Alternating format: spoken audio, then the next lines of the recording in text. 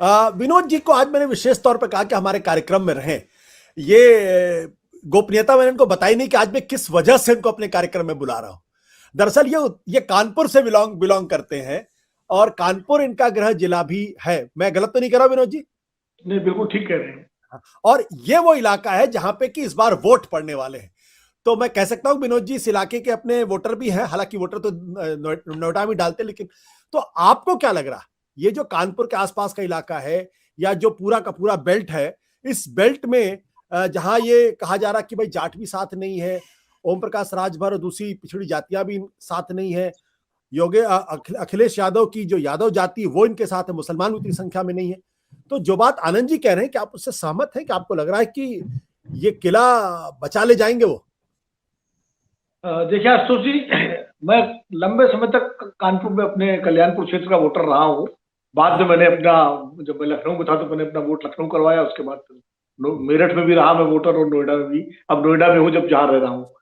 तो और आज भी मैं निरंतर संपर्क में वहाँ के लोगों के हूँ, आना जाना मेरा है। मेरा बिल्कुल, मैं जुड़ा हुआ हूँ, कहीं से भी कटा हुआ नहीं हूँ। अपने क्षेत्र से, अपने इलाके से, अपनी जड़ों से, जैसे शीतल जी जुड़े हुए हैं।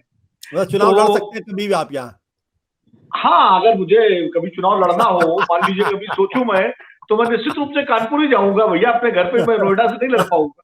हाँ, और आज भी कानपुर में लोग मुझे जानते पहचानते हैं, और कई बार कहते भी हैं। जो 2014 में बहुत लोगों ने मुझसे कहा कि आप आम आदमी पार्टी का टिकट लेके जा जाइए, आशुतोष जी तो आपके मित्र हैं, आपको टिकट दिला देंगे। हमने कहा भैया आशुतोष जी काफी है वहां के लिए, मैं मुझे यही रहने दो। खैर, ये तो मजाक की बात है। देखिए, ये इलाका जो है, ये मुलायम सिंह यादव जी की राजनीति की शुरुआत इसी इलाके से हुई, इटावा से। और इटावा, मैनपुरी, फर्रुखाबाद, एटा, फिरोजाबाद, ये पूरा जो बेल्ट है, कानपुर देहात, ये उनकी कर्मभूमि रहा है। और मुलायम सिंह जी ने अपनी सारी राजनीतिक यात्रा यहीं से शुरू की। और वो विरासत अखिलेश यादव को मिली हुई है। कन्नौज सीट जो, जहां से असीम अरुण लड़ रहे हैं, वो भी हमेशा, पिछली बार भी समाजवादी पार्टी जीती थी तमाम लहर के बावजूद। और लोकसभा चुनाव में भी 2019 में कन्नौज असेंबली में जो है समाजवादी पार्टी आगे थी। बाकी दो विधानसभाओं से बीजेपी जीती चुनाव, रसूलाबाद से और बिधुना से। तो यहाँ पर जो है, जैसा भी आनंद जी कह रहे थे, मैं बहुत सारे मामलों से सहमत हूँ। ये बात सही है कि सबसे बड़ी ताकत यहाँ पर जो है इनकी समाजवादी पार्टी की यादव मतदाता है। लेकिन मुलायम सिंह जी के जमाने में एक बड़ी सोशल इंजीनियरिंग वो करते थे। क्योंकि देखिए, जो हिंदुस्तान में, हमारे देश में, उत्तर प्रदेश में खासकर जातियों की जो प्रतिद्वंदिता है, वो चुनाव बड़ा काम आती है। जैसे ब्राह्मणों और ठाकुरों में एक राजनीतिक प्रतिद्वंदिता परंपरागत है, यादवों में और कुर्मियों में राजनीतिक परंपरा जो है परंपरागत रही है, जाटों और गुजरों में पश्चिमी उत्तर प्रदेश में राजनीतिक प्रतिद्वंदिता परंपरागत रही है। उसका फायदा मुलायम सिंह जी बहुत तरीके से उठाते थे। और वो अपने साथ, जहां उनके अगर बीजेपी के ठाकुर नेता होते थे तो अपने साथ ब्राह्मणों को जोड़ते थे, जहां ब्राह्मण नेता बीजेपी के ज्यादा प्रभावशाली थे वहां ठाकुरों को जोड़ते थे। और इसके अलावा जो अति पिछड़ी जातियां हैं गैर यादवों की, शाक्य, कुशवाहा, मौर्य, जी, कुर्मी कुर्मी, ये जो है, और कुर्मियों में यहाँ समाजवादी पार्टी का बड़ा प्रभाव रहा है।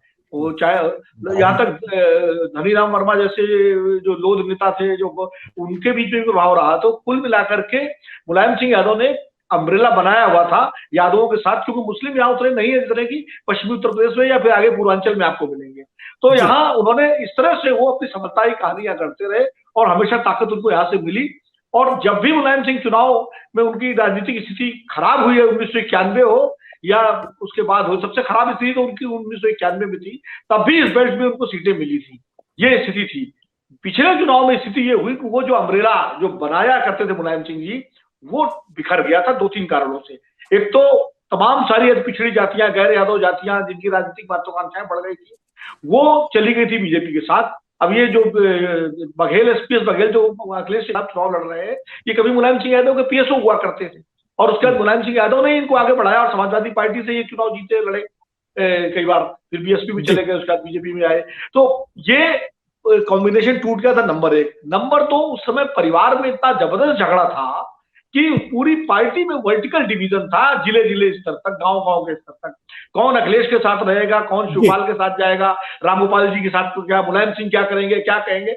उसकी वजह से पूरा मॉरल डाउन था कार्यकर्ताओं का, और कई कार्यकर्ता घर बैठ गए और समझ ही नहीं पाए हम क्या करें। और शिवपाल यादव ने तो उस समय अपनी ताकत लगा दी थी कि अपनी पार्टी को हरवाने में पूरी, तो उसका नुकसान पूरा हुआ और उसका फायदा पूरा बीजेपी को सीधे सीधे मिला।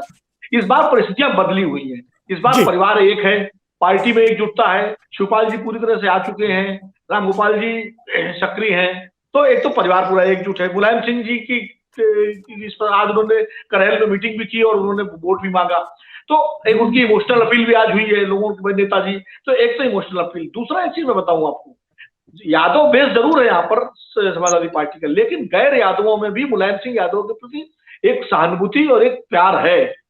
उनको छोड़ दीजिए जो सांप्रदायिक रूप से मान लीजिए या तमाम कारणों से बीजेपी के साथ हो, लेकिन एक गैर यादवों का एक बड़ा तबका, उसमें ब्राह्मण भी है, उसमें क्षत्रिय भी है, ठाकुर भी है, उसमें अति पिछड़े भी है, जो मुलायम सिंह यादव को के जिनके अंदर एक वो है, तो वो भी इस बार जो है समाजवादी पार्टी के साथ खड़े हो सकते हैं, ये एक बात। और आज अखिलेश जी का रैली देखें जो 11 बजे फिरोजाबाद में हुई थी, और जो रैली इतनी सफल हुई, वो एक इंडिकेटर है कि किस तरह से उस रैली में लोग जुड़े। तो मुझे कन्नौज की रैली, मेरे तमाम सारे मित्र वहां गए, उन्होंने कहा कि इतनी जबरदस्त रैली थी कि मंच टूट गया।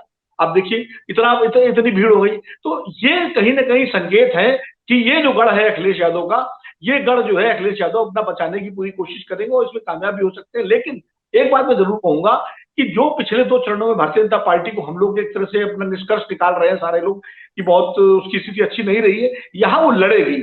यहाँ इस बेल्ट में एक चीज और भी है कि जैसे पूर्वांचल में, मैं बस कंक्लूड कर रहा हूं, जैसे पूर्वांचल में ब्राह्मणों और ठाकुरों के बीच में सीधी प्रतिद्वंदिता है राजनीतिक, यहाँ वो प्रतिद्वंदिता थोड़ी बदली है, कई जगह यादवों और ब्राह्मणों के बीच में वो राजनीतिक प्रतिद्वंदिता भी है, तो एक एंटी यादव सेंटीमेंट यहाँ ब्राह्मणों में है। तो एक ये भी हो सकता है कि बीजेपी को भी यहाँ कुछ पिछली 59 में 55 सीटें तो उनको नहीं मिलेंगी जो मिली थी, लेकिन यहाँ बीजेपी थोड़ा पांव टिकाने की कोशिश करेगी, और हो सकता जैसे कानपुर देहात है, कानपुर शहर है, यहाँ पर भारतीय जनता पार्टी को थोड़ा सा एक मजबूती मिल सके। बुंदेलखंड है, बुंदेलखंड में सिर्फ 19 सीटें हैं, और लेकिन पिछली बार सारी सीटें बुंदेलखंड में बीजेपी जीती थी, इस बार सारी सीटें जीत पाएगी, इसमें संदेह। सत्य हिंदी का ऐप डाउनलोड करें गूगल प्ले स्टोर पर।